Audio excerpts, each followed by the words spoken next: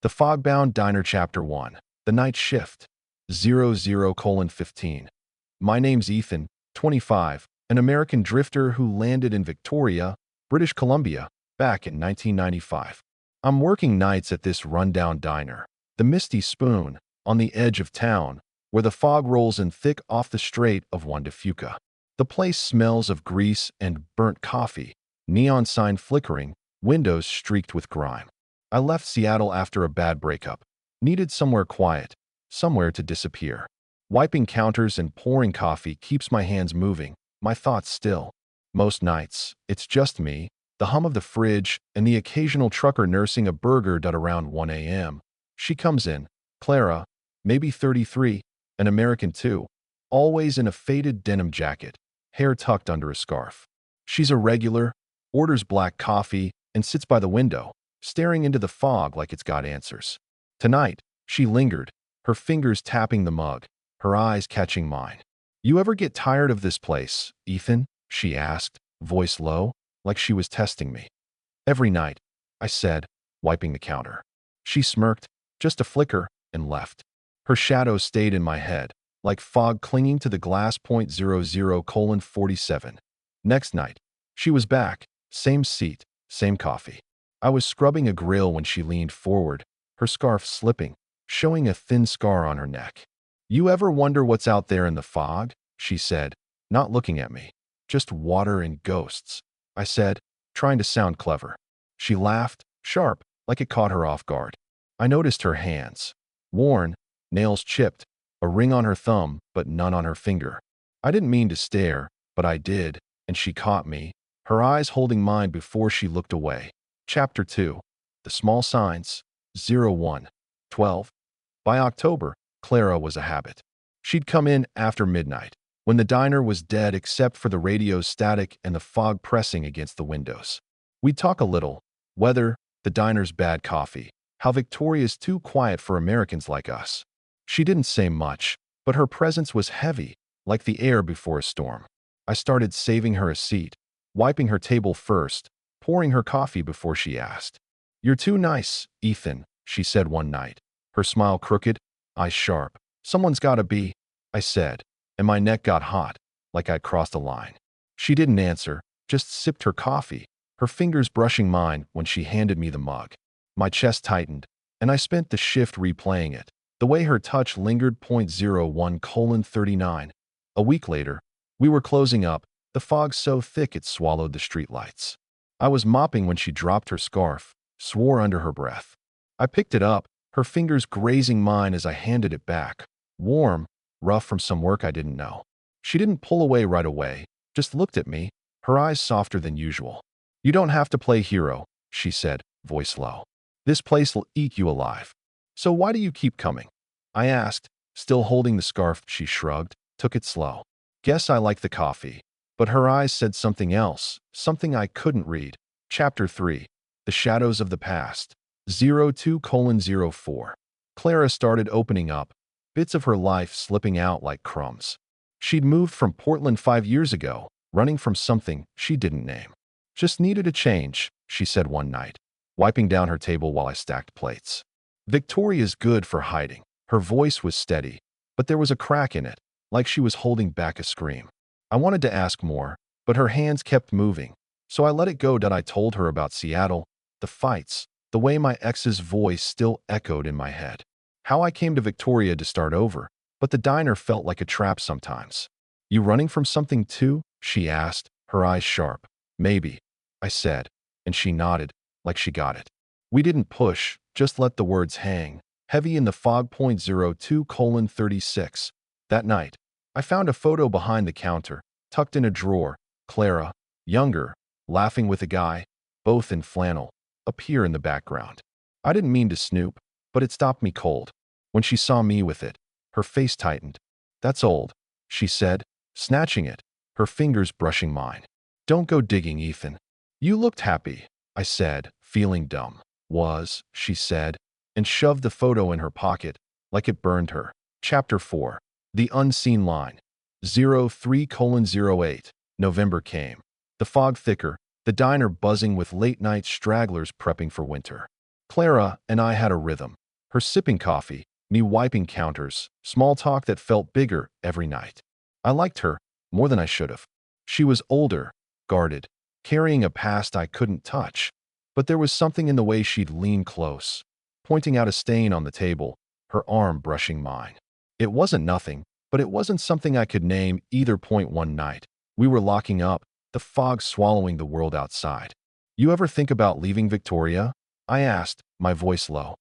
Every damn day, she said, not looking up. But this place, it's got me stuck. She paused, then added, and you're here. It was so quiet I almost missed it. My heart stopped, and when I looked at her, her eyes were on me, raw, like she'd let something slip. 03:40. We didn't talk about it after, but it changed things. I started staying later, helping her with her coat, checking the locks twice. She'd let me, didn't say much, but her glances were longer, her smile softer. Once, she handed me a cigarette from her pack, our fingers touching, and neither of us pulled away. It was small, but it burned like a spark in the fog. Careful, Ethan, she said once, her voice teasing but heavy. You're gonna make me think you care. Maybe I do, I said, and her laugh was low, like she knew what I meant. Chapter 5. The Forbidden Glance, 04:12. December hit, and the diner was quiet, just us and a few drunks. One night, the heater broke, and we ended up in the back room, looking for a wrench. It was cramped, boxes of napkins and old menus stacked high, the air thick with dust and grease. Clara reached for a shelf, her jacket catching, tearing a small rip. She laughed, but when I looked, I saw her collarbone, pale, glowing under the dim bulb. You okay? I asked, my voice catching. Fine, she said, but her eyes were on mine, and we were close, too close. I reached out, not thinking, and brushed her jacket, my fingers grazing her skin. She didn't move, just breathed out, slow, like she was holding something in. Ethan, she said, her voice barely there, and I froze, my hand still on her arm. 04:44. We didn't move for a second, maybe two. Then she stepped back, her hand brushing mine as she pulled away. We shouldn't, she said, but it wasn't angry, just heavy, like she was talking to herself. I nodded, my throat tight, and we went back to the heater like nothing happened. But it did, and we both knew it. The air was different after, thick with what we didn't say that night. I lay awake, replaying her voice, her touch, the way her eyes held mine. I knew it was wrong, her past, my place here, but I couldn't stop thinking about her, about what we almost were. Chapter 6. The Weight of the Fog, 05:16. January was cold, the diner buzzing with New Year's stragglers, but the nights were still ours. Clara and I kept working, kept talking, but there was a wall now, one we'd built ourselves. She'd smile, hand me a coffee she'd poured, but her eyes didn't linger. I wanted to ask about that night, about what she meant, but the word stuck.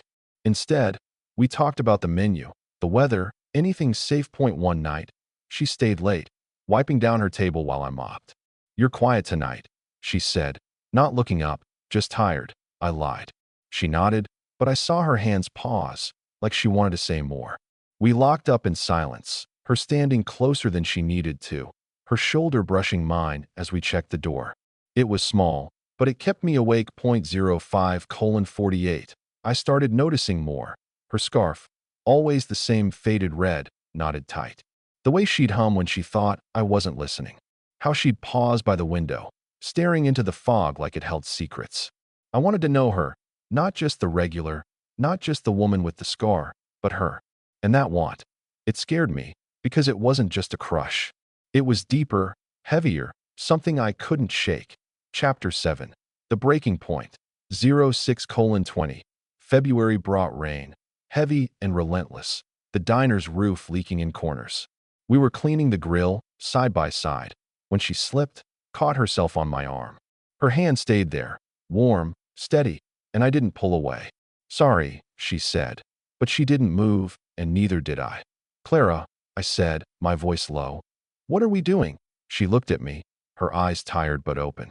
I don't know, she said, but I don't want to stop. My heart pounded, and I leaned closer, just enough to feel her breath. We didn't kiss, didn't touch, but the air was alive, like a storm building. Then a trucker knocked, breaking it, and she stepped back, wiping her hands like nothing happened. 06:52. After that, we were careful, too careful.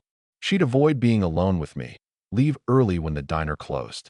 But I'd catch her looking, her eyes meeting mine across the counter. Quick, then gone. It was like we were circling something neither of us could name, something that'd burn us if we got too close. I hated it, but I couldn't leave. Not the diner, not her. Chapter 8. The Confession. 07:24. March came, and the tension broke.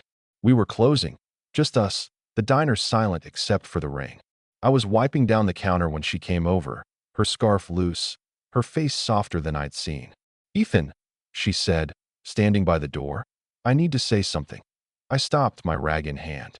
"Okay, I'm not sorry about that night," she said, her voice steady but quiet. "I should be, but I'm not. And that scares me. Scares me too," I said, and it was the truth. "But I don't want to forget it." She nodded, her eyes on mine. And for a moment, we were just two people, not server and drifter, not strangers in a diner. "We can't do this," she said, but her voice cracked, like she didn't believe it. 07:56. We didn't touch, didn't cross that line again. But we talked, really talked. She told me about Portland, the man in the photo, how he'd left her with nothing but debts and a scar. I told her about Seattle, the nights I'd spent lost, the way Victoria felt like a cage sometimes. It wasn't much, but it made the diner feel smaller, closer, like it was ours. Chapter 9. The Unspoken Fear. 08:28. April was warmer, the diner alive with spring tourists. Clara and I settled into something new. Not a relationship, not quite, but a closeness that didn't need words. We'd work late, share cigarettes, laugh at small things, a spilled coffee, a drunk's bad joke. Her touch was careful, a hand on my arm, a brush of her fingers when she handed me a mug. But it was there, and it was enough. One night, we sat by the counter after closing, the diner dark, the fog thick outside. "You ever think about going back to Seattle?" she asked, her voice soft. "Not really," I said. "You?" "Sometimes," she said, looking at the window. "But not enough to leave." I nodded, and we sat there, the rain falling, our shoulders almost touching. It wasn't a promise, but it felt like 1.09:00. The diner's owner started talking about selling, new management, higher rent. Clara was stressed, counting tips late, her hands shaking when she sorted bills. "If this place goes, I'm done," she said one night, her voice breaking. I wanted to hold her, tell her it'd be okay, but I just stood there, useless. "You'd find a way," I said, lame as it sounded. "Maybe," she said, but her eyes were distant, like she was already gone. Chapter 10. The Lingering Dread. 09:32. It's 1996 now, and the diner's still here, still ours for now. Clara and I keep the routine, coffee, counters, late nights.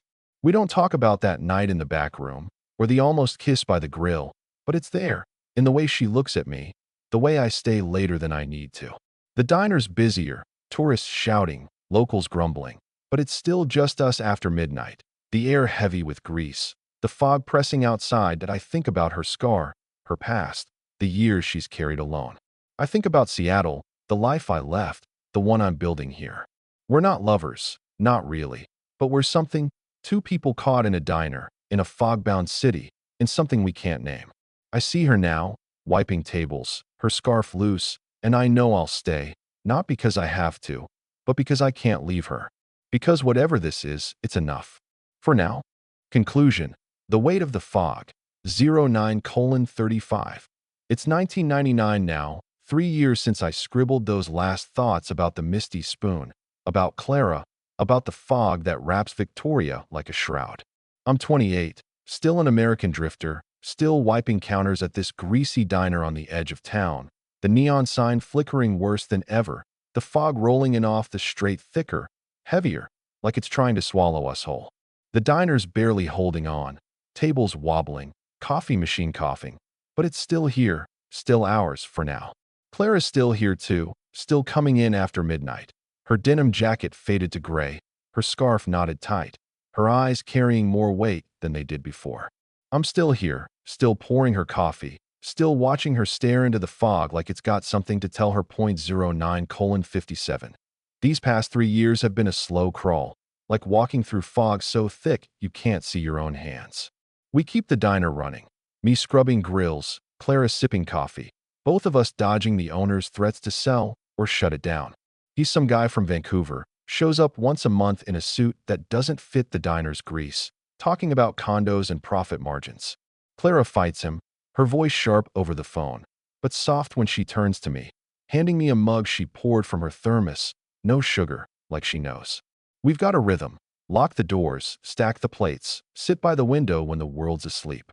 The fog's always there, pressing against the glass, making the diner feel like a ship lost at sea. Clara's changed, in ways I can't pin down. Her hair's shorter now, chopped uneven, like she did it herself, and there's a new scar on her wrist, small, barely there, but I notice. She still wears that red scarf, still hums when she thinks I'm not listening. But her eyes, they're heavier, like she's carrying something new, something she won't share. I don't ask about the scar, just like I don't ask about the one on her neck, or the guy in the photo, or why she flinches when the door bangs too loud. I wanna, but I don't. Instead, I pour her coffee, wipe her table, keep the silence between us alive. 10:19. We've built something, Clara and I, though it's not what people think. Not love, not exactly, but a closeness that lives in the quiet. Her leaving me a cigarette, me saving her the last clean mug.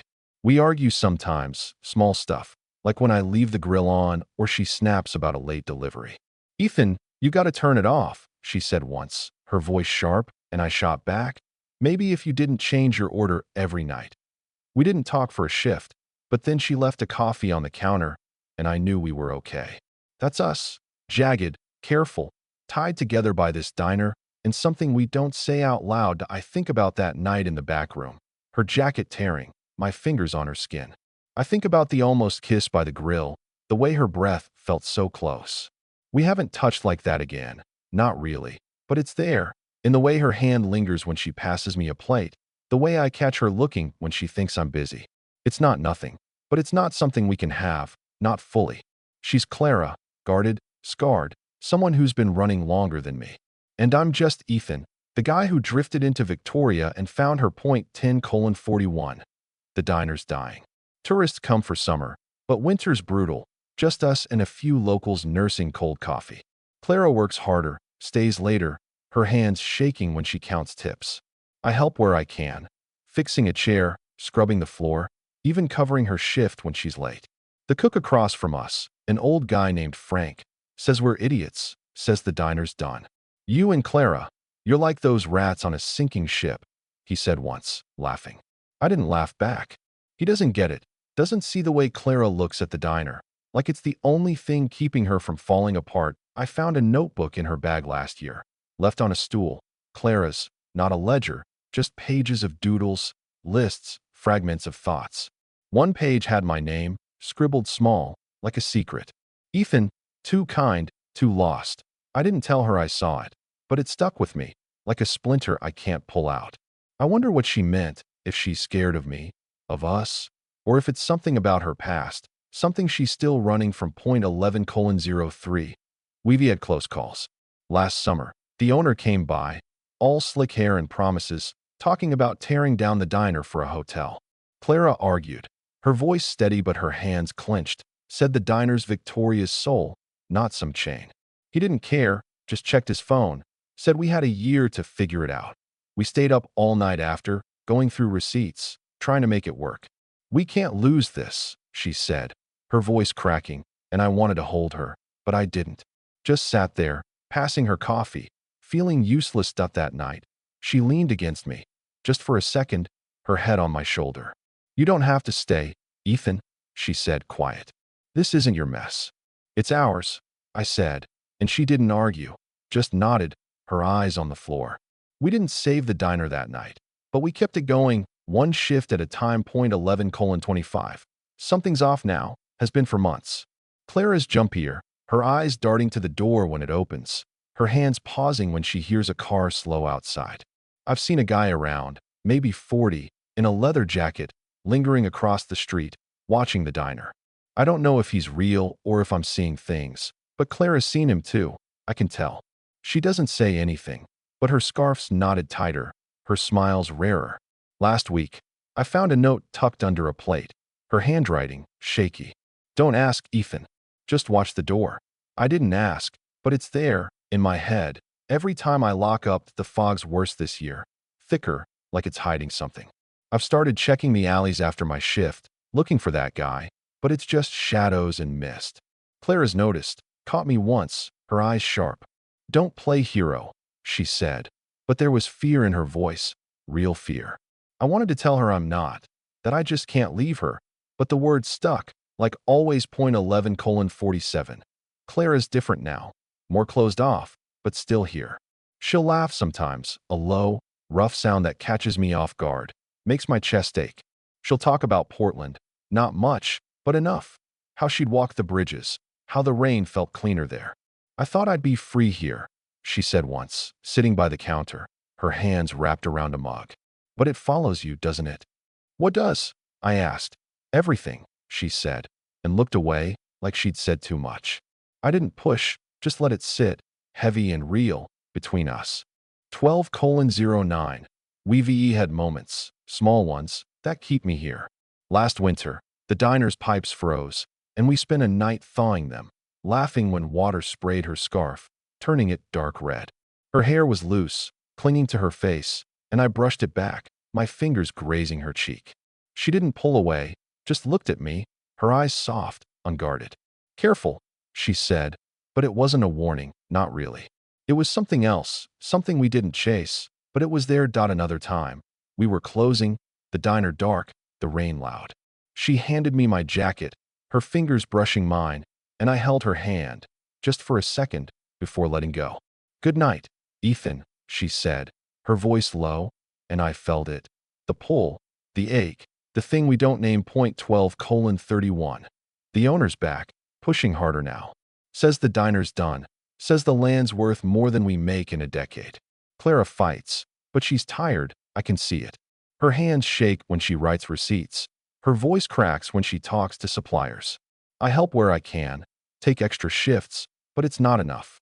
Frank quit last month, said he's done with this old dive. It's just us now, Clara and me, and a few stragglers who barely showed. That I found another note in her notebook, tucked under a menu. My name again, with "Don't let him find me" written next to it. I don't know if it's about the guy in the leather jacket or someone else, someone from her past. I didn't ask, just kept it, folded in my pocket, like a weight I can't drop. 12:53. The diner's alive now, summer 1999, tourists everywhere, kids running with fries, music spilling from the jukebox. The misty spoon's a relic, a stubborn old thing that doesn't fit. Clara and I keep it running, but it's harder, like fighting the fog itself. We don't talk about the future, not really, but I see it in her eyes, the fear, the weight. We'll figure it out, I say, and she nods, but it's not belief, it's just habit. One night. We're closing, the air warm, the neon buzzing. She's wiping tables, slow, like she's memorizing them.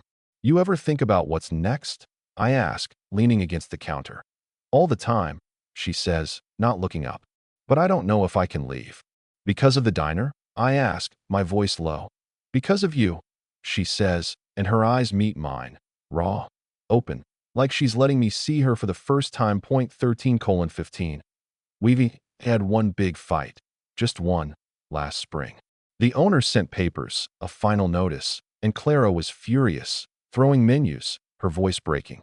I can't lose this, she said, tears in her eyes. I tried to calm her, said we'd find a way, but she turned on me. You don't get it, Ethan. This isn't your home. You can walk away. It hit like a punch. Maybe I don't want to, I said, and she stopped, her hands shaking, her eyes wet. I'm sorry, she said, quiet, and I nodded. But we didn't touch, didn't close the gap. We just went back to work, like always. 13:37. I think about that guy in the leather jacket, the one I've seen watching.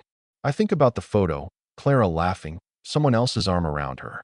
I think about Seattle, the life I left, the one I'm living now. I think about Clara, her scarf, her scars, the way she looks at me when the diner's empty.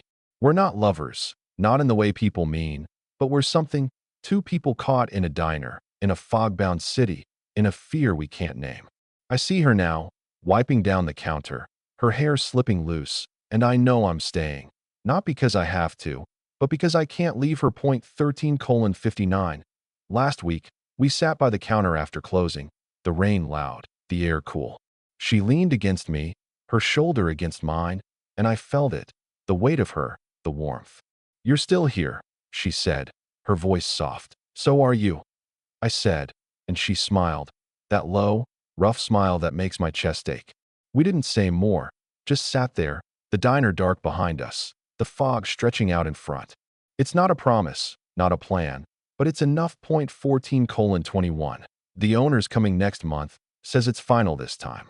Clara's ready to fight, but I see the strain, the way her hands shake, the way her eyes go distant. I'll fight with her, take shifts, make calls, whatever it takes. The diner's not just a job, not just a place. It's us. It's what we've built, fragile as it is. I found another note yesterday, in her notebook, just my name, no words. I don't know what it means, but I kept it, folded in my pocket, like a secret I'm not ready to let go. Point 14:43. It's late now, the diner quiet, the lights flickering. Clara's at her table, her silhouette soft through the fog. I'm scrubbing the grill, the air heavy with grease, the radio humming some old song. I think about that night, her jacket, her skin, the way we didn't cross that line but wanted to. I think about her laugh, her hands, the way she says my name. I think about the fog, the guy in the leather jacket, the life we're holding on to. We're not forever, Clara and I, but we're now. And as I stand here, the grill warm, her shadow moving, I know it's enough. For now.